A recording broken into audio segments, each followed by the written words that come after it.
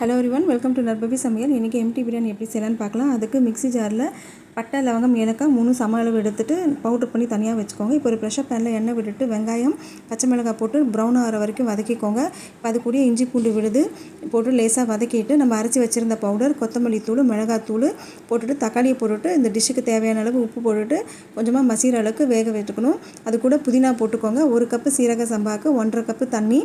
நான் 2 கப்பு எடுத்ததுனால 3 கப்பு தண்ணி போட்டுவிட்டேன். அது கூட கொஞ்சமாக புதினா எல்லாமே போட்டுட்டு நல்லா தண்ணியை கொதிக்க விட்டுருங்க. கொதிச்சதுமே நீங்கள் கொத்தமல்லி இலை போட்டுட்டு அரிசியை போட்டுக்கோங்க. அரிசியை போட்டுட்டு அரிசியும் தண்ணியும் ஒரே லெவலுக்கு வர மாதிரி நம்ம கொதிக்க விட்டுறணும்.